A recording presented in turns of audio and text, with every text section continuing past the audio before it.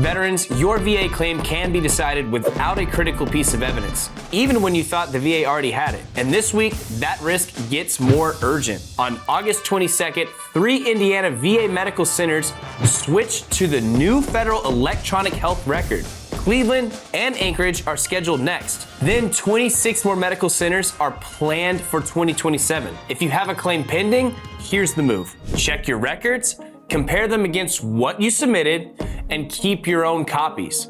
Because the biggest danger isn't that the VA deletes your records, it's that the person deciding your claim can't see everything they need when they need it. And there's one mistake veterans make when checking their files that can leave them with a false sense of security. I'll show you exactly what that is. Most service-connected claims come down to 3 things: a current disability, an event, injury, or illness connected to your service, and evidence linking the two. The VA has a duty to help obtain relevant VA, military, and other federal records. It can also make reasonable efforts to obtain private records, but only after you identify those records and authorize the VA to request them. Here's the problem. The rater decides your claim using the evidence actually associated with your claims file. If a record is sitting somewhere else, split between systems, or was never properly submitted, the rater may never see it before making the decision. That's how a strong claim can start looking weak. And this isn't theoretical concern over a routine software update. A March 2025 Government Accountability Office report found that only 13% of surveyed users agreed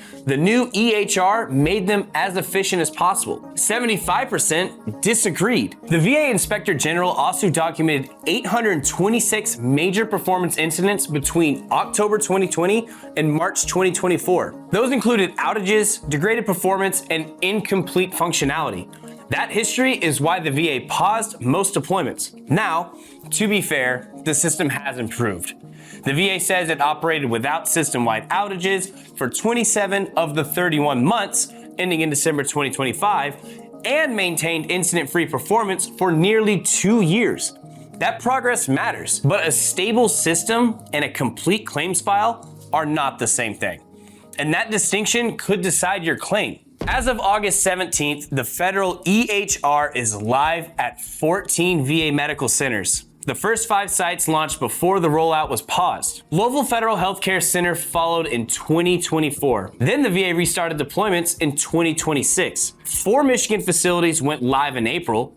4 more facilities in Ohio and Kentucky went live in June, bringing another 107,000 veterans and 7,200 employees onto the platform. On August 22nd, Fort Wayne, Marion, and Indianapolis are scheduled to switch. Cleveland and Anchorage are scheduled for October. Then come 26 more medical centers in 2027, including major locations serving veterans across Wisconsin, Illinois, Washington, Oregon, Idaho, Nebraska, and Missouri. This is no longer a limited test. It's a nationwide transition affecting how medical information moves between the Department of Defense, VA facilities, and community providers. The goal is a single lifelong record.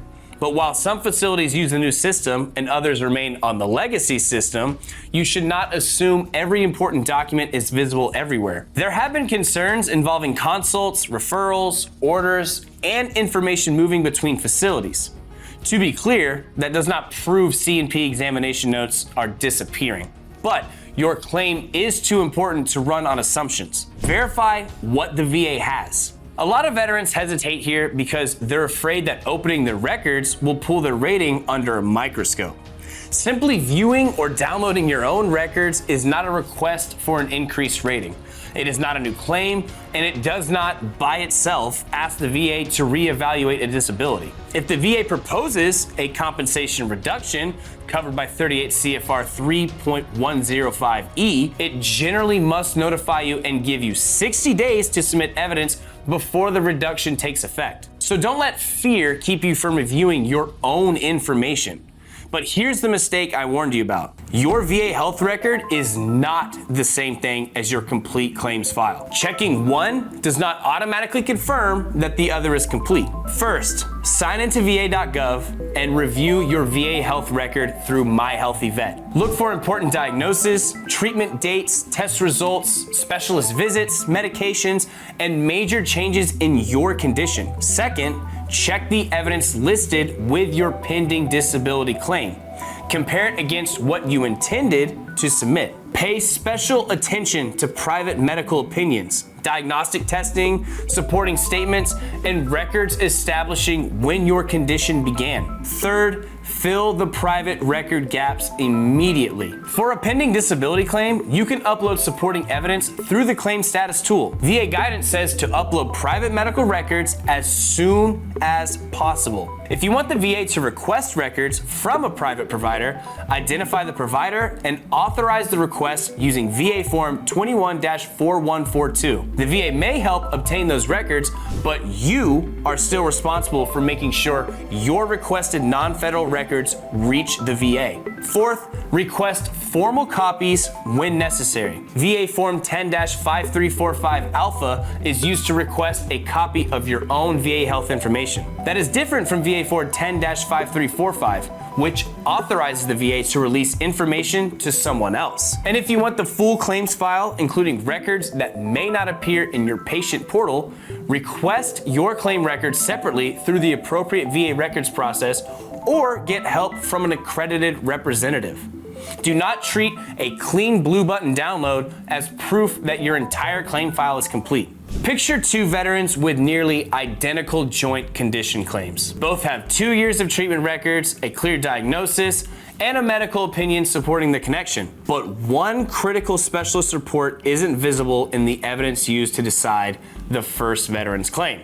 Nobody catches it, the rater reviews the available record, finds the evidence incomplete, and issues the decision. Now that veteran has to challenge the decision and submit evidence that should have been considered the first time. The second veteran checks the file before the decision.